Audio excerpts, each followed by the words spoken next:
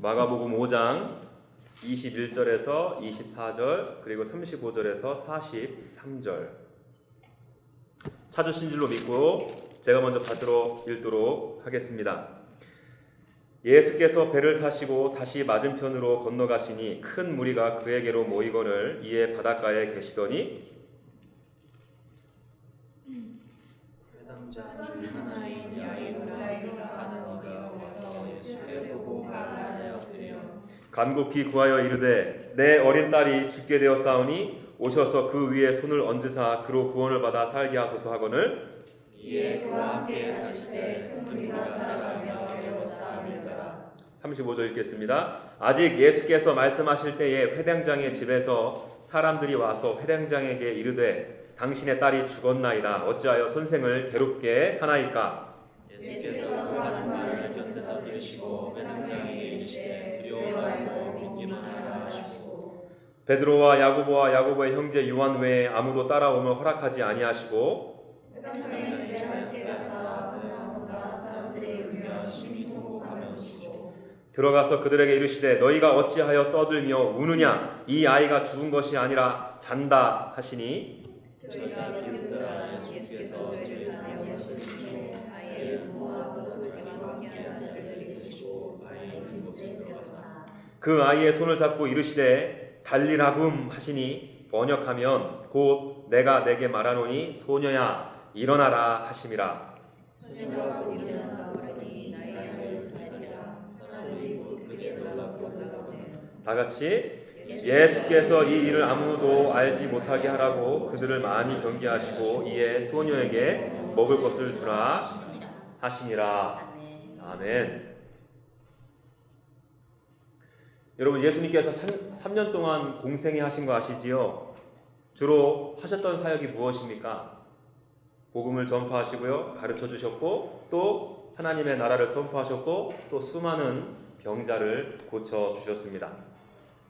수많은 병자를 고쳐주시는 패턴을 잠시 살펴보게 되면요, 크게 두 가지로 나눌 수 있을 것 같습니다. 하나는 병자들의 믿음을 보시고 바로 그 자리에서 고쳐주셨습니다.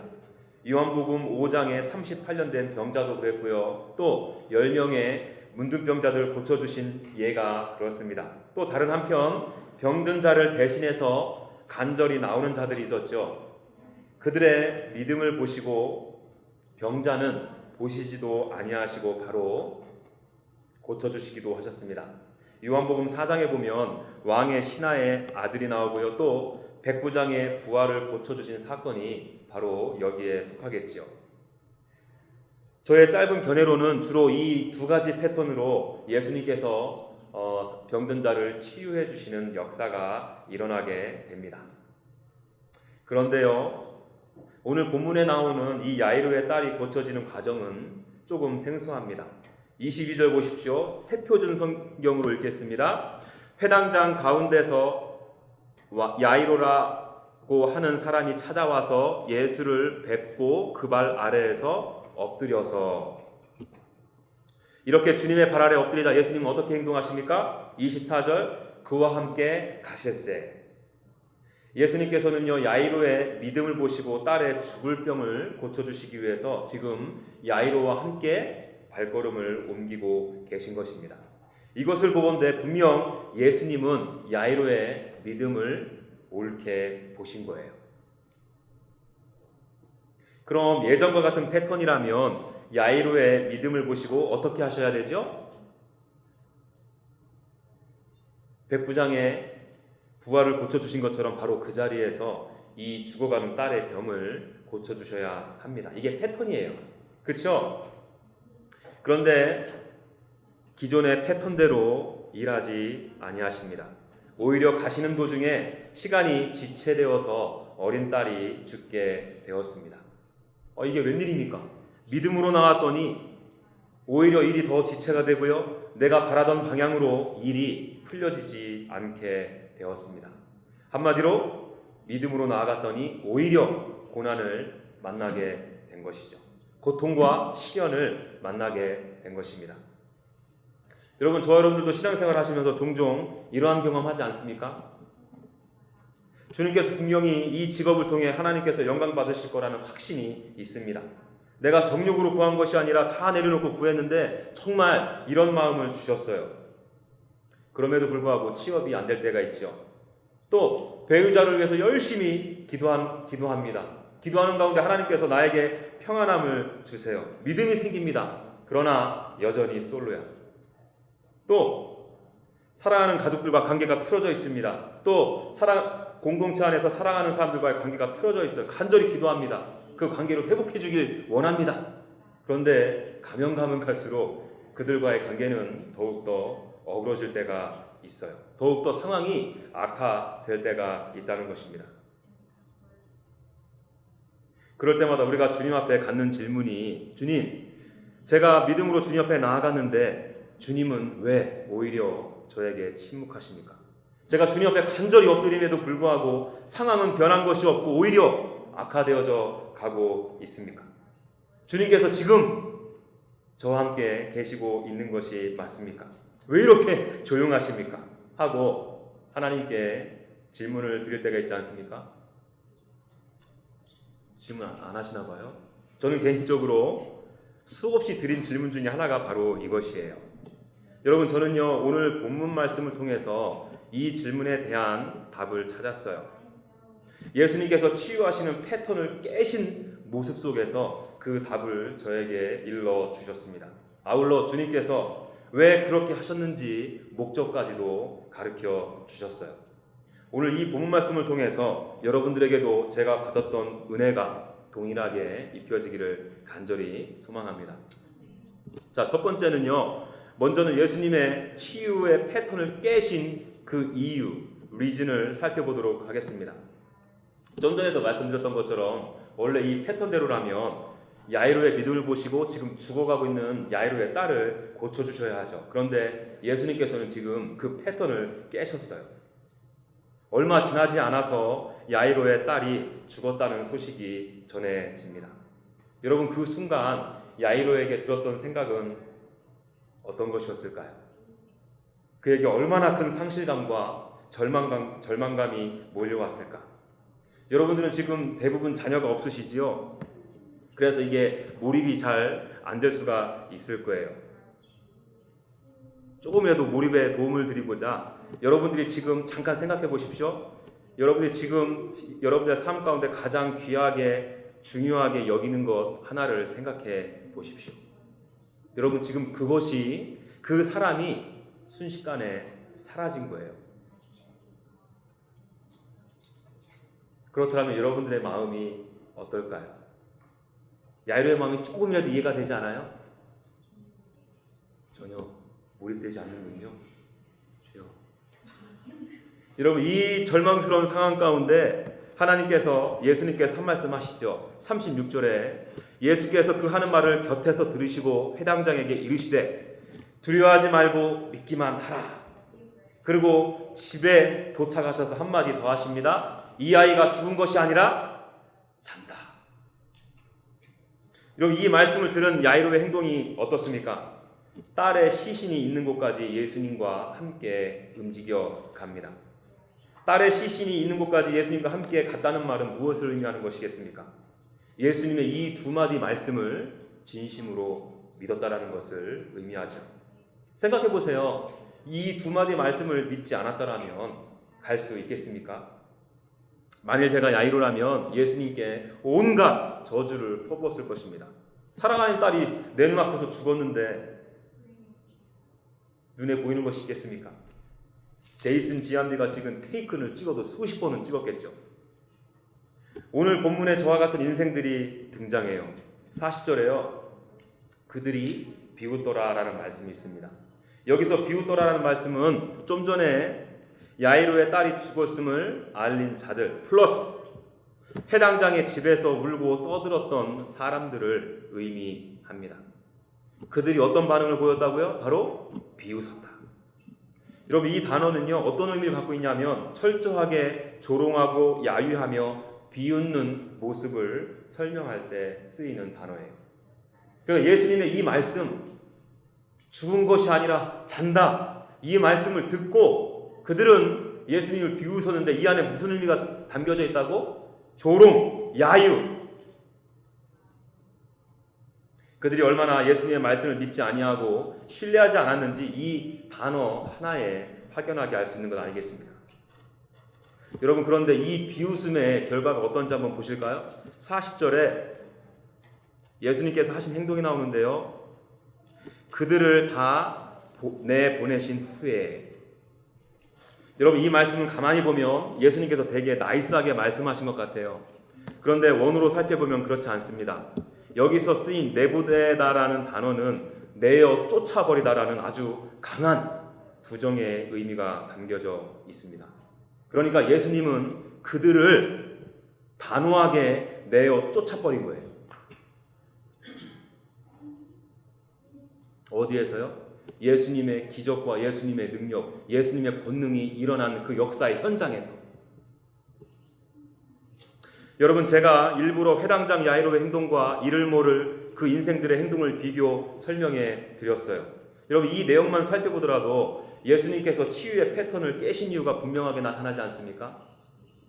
예수님께서는요, 자기 자신을 믿고 따르는 야이로의 믿음이 더욱더 성숙해지고 성장해지기를 원하셨던 거예요. 어디까지요? 상황과 환경이 주는 두려움에서 주님만을 믿는 믿음으로, 자신의 딸이 죽은 것이 아니라 잔다는 믿음으로. 여러분, 여러분들에게 주어지는 고난과 시련을 통해 주님을 향한 믿음이 자라나고 있습니까? 여러분들의 믿음이 성숙되어져 가고 있습니까? 여러분, 우리가 주님을 믿는다는 것은 아직 현실로 드러나지 않는 것, 보이지 않는 것, 미래에 일어날 일을 믿는 것을 의미합니다. 왜요? 왜 그렇게 믿죠? 주님께서 갖고 계신 능력, 부활의 소망, 하나님의 말씀을 갖고 있는 그 생명력을 우리가 믿기 때문입니다.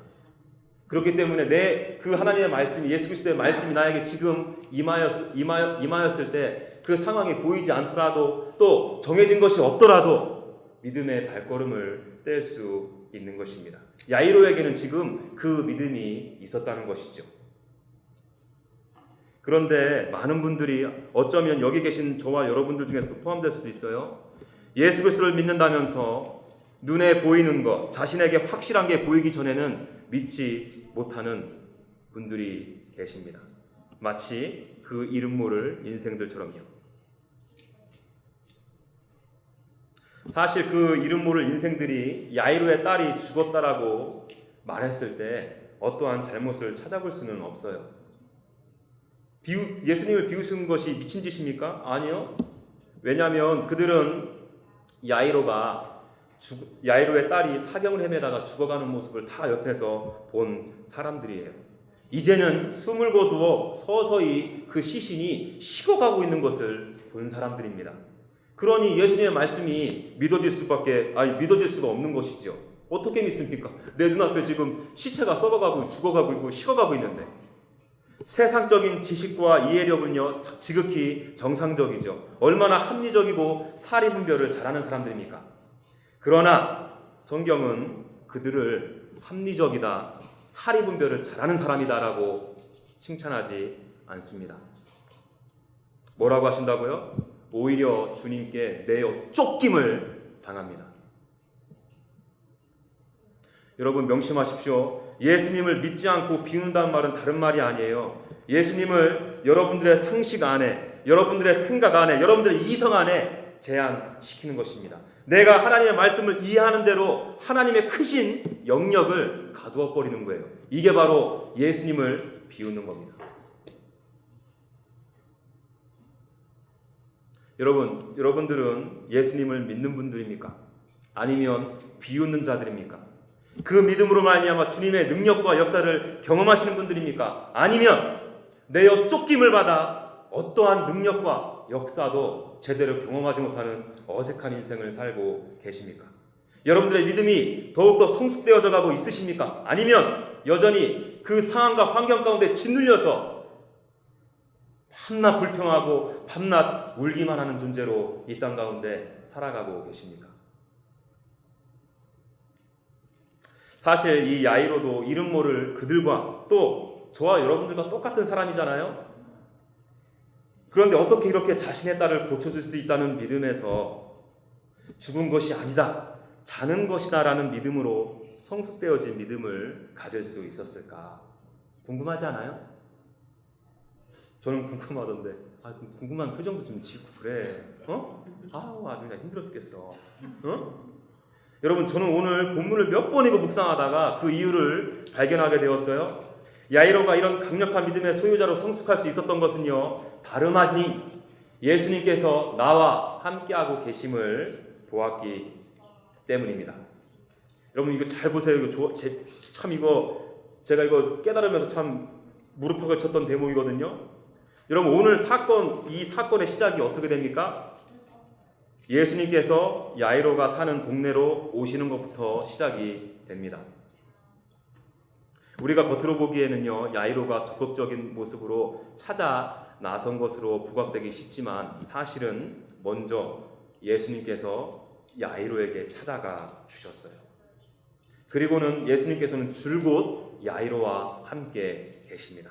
자, 24절에 이에 그와 함께 가실새. 이때는요, 24절 말씀이 주어졌을 때는요, 딸이 위독했을 때, 또 38절 회당장의 집에 함께 가사, 이때는 딸이 죽었을 때 했던 모습입니다. 그리고 이때마다 주님께서 말씀해 주십니다. 야이로야, 두려워하지 마. 오직 나만 믿어. 야이로야, 네 딸 죽지 않았어. 지금 자고 있어. 다시 말하면 야이로가 절망의 순간에 빠져왔을 때 먼저 찾아와 주신 것도 누구? 예수님. 또 야이로의 무거운 발걸음 가운데 함께 해주신 것도 예수님. 야이로가 낙담하고 두렵고 괴롭고 지칠 때마다 말씀으로 위로해 주시고 격려해 주시고 힘 주신 분이 누구? 예수님. 무슨 말입니까? 야이로에게 믿음이 성숙되어지도록 우리 주님은 아주 세심하게 야이로를 믿음의 길로 인도하고 있었다는 것이죠.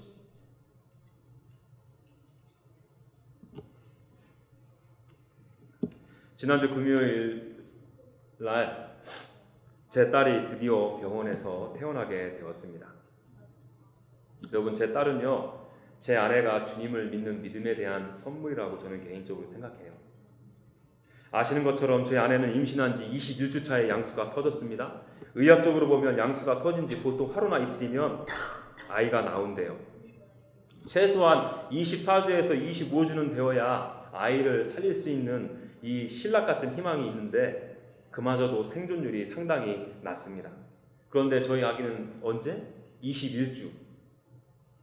여러분, 21주에 아이가 태어난다는 것은요, 아이를 잃는다고 봐도 무방하다고 의사나 간호사들이 그렇게 말했습니다. 그러니 이제 막 21주 차가 되어서 뱃속에서 조이의 생명력을 느끼고 함께 호흡하고 함께 교제 나누었던 저희 아내의 마음이 어떻겠습니까? 뱃속에 있는 양수가 다 몸 밖으로 새어져 나가고 나오는 그 상황을 다 지켜봤던 저희 아내의 마음은 오죽했을까요? 그런데 간호사들 중에 한 분이 저희 아내에게 이런 말을 하더랍니다. 너무 걱정하지 마. 나도 너와 똑같은 상황이었는데 양수가 터졌어도 내 아이도 배 안에서 내 뱃속에서 무려 4개월이나 있었어. 건강하게 자랐어. 지금 얼마나 건강한지 몰라. 나도 크리스찬인데 끝까지 믿음 잃지 말고 믿음으로 나아가. 이렇게 권면을 해주었다고 합니다. 그런데 희한하게 제 아내는요, 그 간호사분의 말이 마치 예수님께서 자기 자신에게 해주는 말로 믿어졌다고 합니다. 내가 억지로 믿은 것이 아니라 믿어졌다고 해요. 아내가 저에게 그 이야기를 해주었는데 저도 그 당시에 그냥 사실 포기했거든요. 이성적으로 밤낮 생각해봐도 안 되니까요. 그런데 저도 저희 아내에게 그 이야기를 들어 희한하게 그게 믿어지는 거야. 그러면서 제가 제 아내에게 아기가 밖으로 나오기 전까지 끝난 게 아니니까 우리 끝까지 믿음으로 기도하자. 함께 나가보자. 끝 한번 봐보자. 하나님께서 어떻게 역사하는가 한번 보자. 정말 이렇게 서로 이야기를 나누고 그 앞날을 위해서 기도하면서 나아가게 되었어요. 여러분, 그런데 참 말이 쉽지요. 저희 아내가 하루하루 얼마나 두렵고 얼마나 낙담이 되는 상황들이 연출되었겠습니까? 그렇게 한 주, 세 주, 한 달 지나서 무려 7주가 지났고요. 28주 차에 저희 아이 조이가 태어나서 병원에서 무려 100일 동안 있다가 태어나게 된 거예요. 여러분, 그런데 이 일들을 겪었던 저희 아내가 저에게 뭐라고 고백하는지 아세요? 오빠, 저에게 아기를 건강하게 주실 것이라는 믿음은 있었지만 많이 두려웠어요. 그런데 희한하게 그때마다 말씀을 통해, 찬양을 통해 주님께서 저에게 함께 주셨습니다. 주님께서 나와 함께 해주시지 않았더라면 그 상황 견딜 수 없었을 거예요. 그리고 앞으로도 그 주님이 우리 조이에게 그리고 저에게 함께 해주실 것을 믿어요. 여러분, 제 아내가 그 믿음을 갖고 있었지만 견디어 주님의 일하심을 경험할 수 있었던 결정적인 이유는 무엇이었습니까? 주님께서 저희 아내에게 그 믿음을 주시고 흔들리지 아니하도록 제 아내와 함께해 주셨기 때문입니다. 여러분, 좀 전에 말씀드렸던 야이로의 상황과 비슷하지 않아요? 여러분, 저와 제 아내는 이 일을 겪으면서 믿음에 관한 몇 가지 아주 중요한 사실을 깨닫게 되었어요. 여러분, 믿음은 주님께서 주시는 것입니다. 믿어지는 것도 주님의 전적인 주도하에 이루어진다는 거예요. 아울러 이 믿음을 주신 주님께서 이 믿음을 지킬 수 있는 힘과 능력까지 부어 주신다는 거예요. 그러므로 저와 여러분들의 이 믿음이 고난과 시련을 만나게 될 때, 주님, 이 상황을 해결해 주십시오, 이 환경에서 벗어나게 해 주십시오 라고 부르짖는 것도 너무 중요한데, 그것보다 더 중요한 것이 무엇인 줄 아십니까? 주님, 제가 이 고난과 시련을 이겨낼 수 있는 믿음을 주십시오.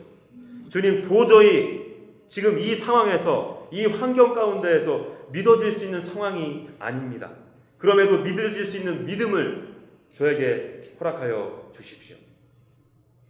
저에게 이 믿음을 통해서 저의 영안이 열려서 지금도 옆에서 말씀하시고 격려하시고 위로하시고 내 고통과 고난과 시련 가운데 함께 하시는 주님을 보게 해 주십시오. 이렇게 간절히 기도하기를 원합니다. 우리의 기도를 들으시고 마음의 소원을 하시는 주님께서 저와 여러분들에게 믿음을 더하여 주실 거예요. 여러분, 우리 주님은 이미 이곳에 여러분들에게 와 계십니다. 그리고 믿음을 부어주시기 위해서 지금도 여러분 곁에서 말씀하시고 계세요. 얘야, 두려워하지 마. 오직 나만 믿어. 그 참담한 상황은 아직 끝난 게 아니야. 죽은 게 아니야.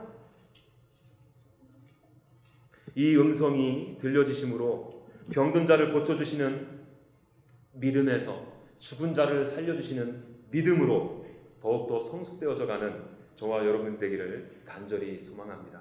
여러분, 이것이 예수님께서 치유의 패턴을 깨신 이유예요. 자, 이번에는 예수님께서 치유의 패턴을 깨신 목적을 한번 알아보도록 하겠습니다.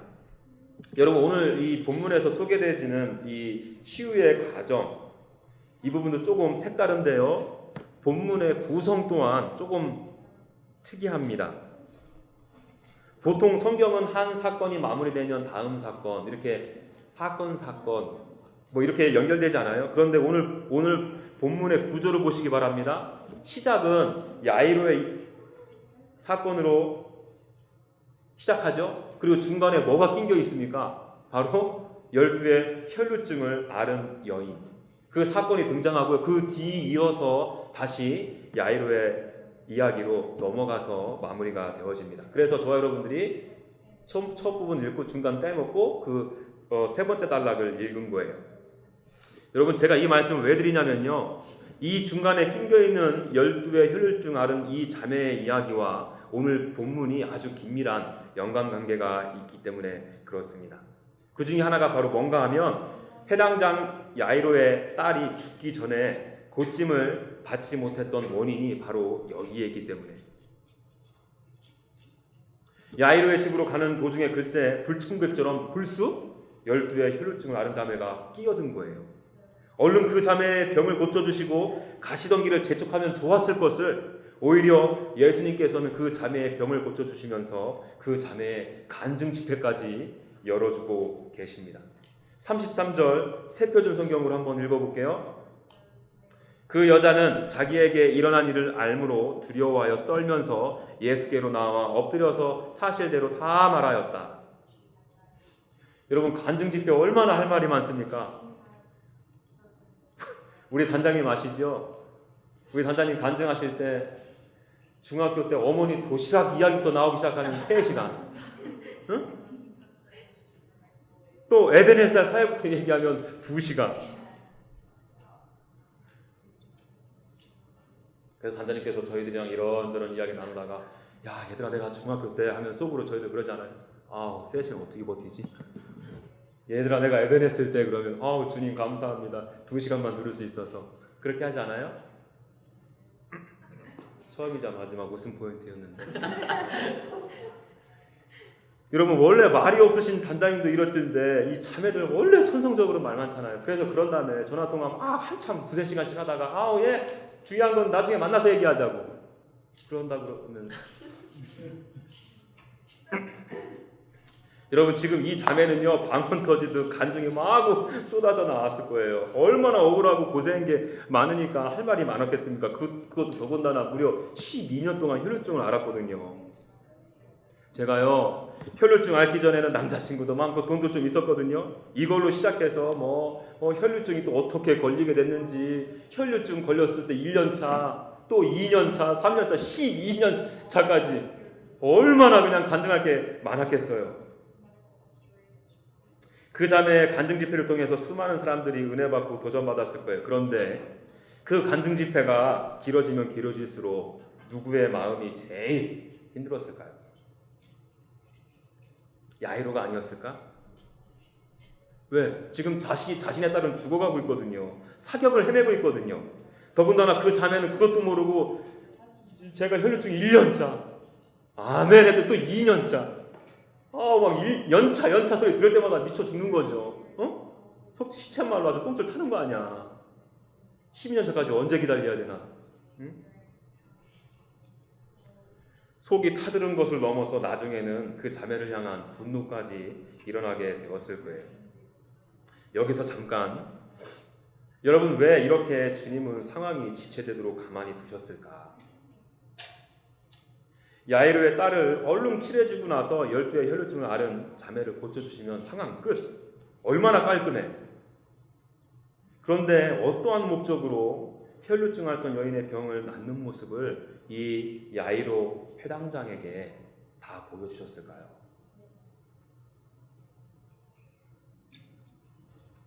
저는 여기에 예수님의 숨겨진 목적이 있다고 생각하는데 여러분들도 그렇게 생각하지요? 아우 감사해요.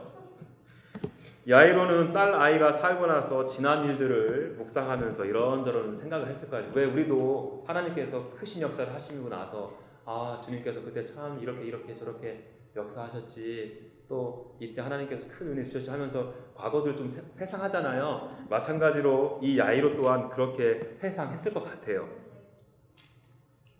야 정말 딸아이가 죽었다는 소식을 듣고 나서는 경황이 없어서 생각하지는 못했었는데 이 세상에는 나 말고 정말 주님을 간절히 하나님의 도우심과 구원의 역사를 필요하는 사람들이 많구나. 내가 내 딸 때문에 이렇게 절박하고 간절하게 나아간 것처럼 이 세상에는 나와 비슷한 이유로 주님을 찾는 사람들이 참 많구나. 그 12의 혈루증 앓은 자매도 얼마나 그동안 힘들었을까. 얼마나 병이 낫고 싶었으면 수많은 사람들이 모여있는 그곳으로 나왔을까. 이런 생각을 하지 않았을까요?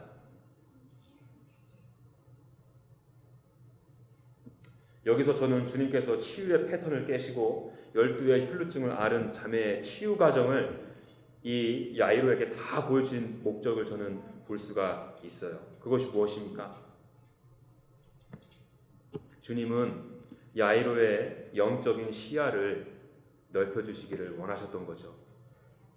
그 전에 오로지 나 중심으로 신앙생활했던 그 모습에서 이제는 내가 아닌 우리를 보고 이웃을 보고 공동체를 바라볼 수 있는 시야를 허락해 주신 것입니다. 여러분, 결과론적이긴 하지만 만일 중간에 혈혈증 앓은 자매를 고치는 사건이 있지 않고 자기 자신의 믿음으로 자기 자신의 딸이 죽기 전에 고쳐졌다면 야이로의 눈은 여전히 나 중심, 내 가족 중심으로 좁은 시야에 믿음을 가질 수밖에 없었을 거예요. 그러나 이제는 나 중심이 아닌 우리를 보게 되고 공동체를 볼 수 있는 시야가 넓어진 것입니다. 주님은 이 넓은 시야를 가지고 다른 영혼들을 섬기시길 원하십니다. 상처받은 영혼들을 섬기고 격려하고 함께 울고 함께 웃어주기를 원하세요. 이것이 주님께서 고난과 시련을 주시는 목적입니다. 여러분, 여러분들의 지금 영적인 시야는 어디까지 열려 있습니까? 여전히 가족에 머물러 계십니까? 여러분, 그나마 가족까지 볼 수 있다면 조금 넓은 거죠. 혹시 나만 바라보는 좁디좁은 신앙생활을 하고 있지는 않습니까? 여러분, 제가 정말 예의 있게 말씀드려서 신앙생활이라는 표현을 썼는데요, 사실 혼자 하는 신앙생활은요 있을 수 없어요. 이건 무지 어색한 종교생활입니다. 정말 성숙한 신앙생활을 하신 분들에게는 이웃이 보일 수밖에 없어요. 공동체 안에서 힘겨워하는 지체들이 보이게 됩니다. 그들의 아픔과 고통이 정말 나의 아픔처럼 느껴져서 너무나도 괴롭고 힘이 들 때가 있어요. 왜? 우리는 주 안에서 한 몸이니까요. 예. 한 공동체 안에서 다른 공동체의 한 분이 지체가 힘들어하는데 내가 아무런 느낌도 없다? 둘 중에 하나입니다. 그분이 공동체원이 아니던지 내가 공동체원이 아니던지요.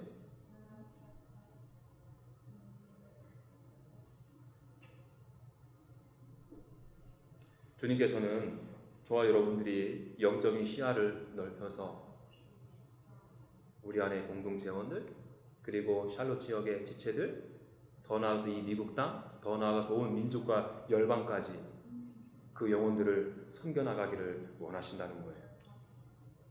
여러분, 제가 조이 이야기 한 번만 더 할게요. 여러분, 제 딸이 40주가 이제 다 되어서 병원에서 나와야 되는데 무려 2주나 지연이 되었어요. 원래 한 39주 차 정도에 병원에서 저희 딸내미를 내보낼 수 있을 거라고 얘기했는데 한 3주 정도가 지연이 된 거예요. 그 이유가 뭐냐면 숨을 이제 자연스럽게 쉬어야 되잖아요. 근데 저희 딸내미가 너무 그냥 자는 거에 취해 있다 보면 숨을 자연스럽게 못 쉬는 거예요. 또 심하게 울 때도 숨을 자연스럽게 못 쉬고요. 그래가지고 이제 조금 있으면 나갈 수 있겠구나 하고 한참 기대하고 또 병원에 가면 그냥 안 될 것 같아. 낙담되더라고. 지치더라고요. 왜냐하면 진짜 그 20주 차서부터 애기 낳고 지금 100일까지 오는 동안 얼마나 사실 체력적으로나 심적으로 힘들고 지침이 있었겠습니까? 빨리 집에 와서 우리 조이 좀 안아주고 좀 같이 지냈으면 좋겠다는 마음이 있었는데 이게 뭉그러지니까 참 마음이 힘들었어요. 그러던 차에 한 번도 보지도 못하고 인사도 못했던 교회 어느 지체분에게 저희 아내가 카톡을 받았습니다. 제가 그대로 읽어드릴게요. 안녕하세요. 전 딸 넷을 둔 엄마입니다. 막내딸이 이제 4개월에 들어서는 아직 아기를 키우는 엄마예요. 현재 21개월인 저희 셋째가 조금 일찍 태어났었고 그 때문은 아니지만 1개월쯤 되어서 심장에 문제가 있게 되었어요. 이 심장의 문제가 뭔가 보니까 이업성 대동맥 판막증이라는 흔한 심장 기형이라고 합니다. 이게 발견되었고 또 3개월쯤 되어서는 귀 쪽에 알 수 없는 혹을 발견하게 되었어요.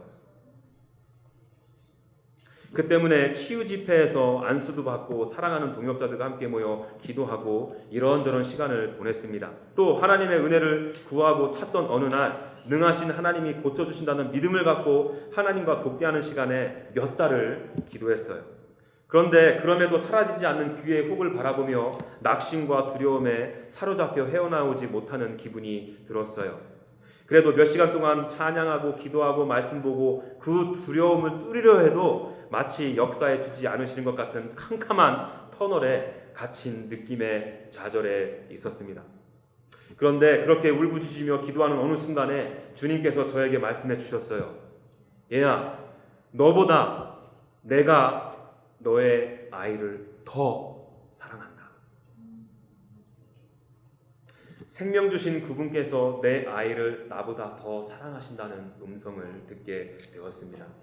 그때 평안이 임했고요. 우리 아이를 향한 크신 사랑을 느꼈고 주체할 수 없는 은혜에 감사해서 눈물이 펑펑 났습니다. 그게 딱 1년 전 이야기네요. 지금은 심장 턱막이 정상이라는 판정을 받았고 귀에 있던 혹도 사라졌습니다. 오늘 기도 중에 하나님께서 사모님보다 조이를 더 사랑하신다고 말씀해 주셔서 한 번도 뵌 적은 없지만 용기 내어 카톡을 드려요. 축복합니다. 여러분, 지금 이 자매의 시선이 어딜 향하고 있습니까? 생전 보지도 못한 제 아내에게 가 있어요. 여러분, 애 키우는 거 쉽지 않거든요.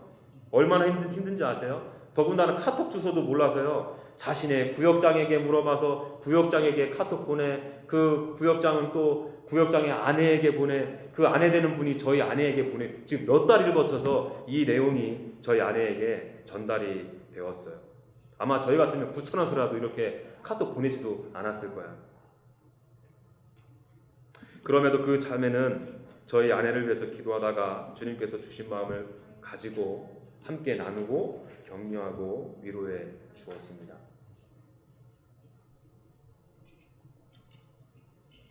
저는 또 제 아내는 이분의 글에서 겸손함과 진정으로 제 아내를 사랑하는 마음이 편지 곳곳에 묻어 있음을 보고 얼마나 감동이 되고 힘이 되었는지 모릅니다.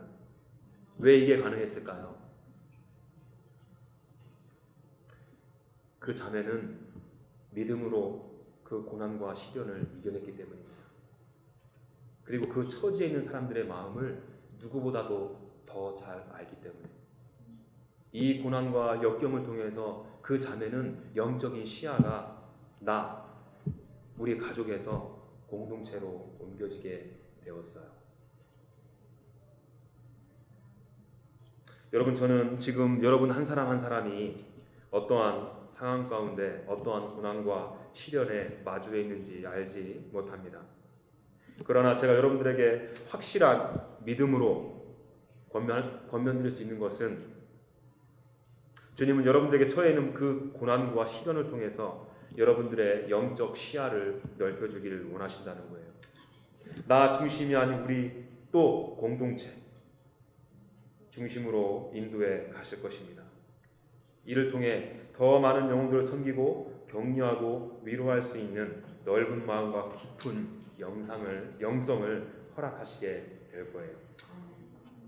바라기는 이 고난과 시련의 순간에 주님께서 여러분들과 함께 하심을 믿고 승리하는 저와 여러분들이 되기를 간절히 소망합니다.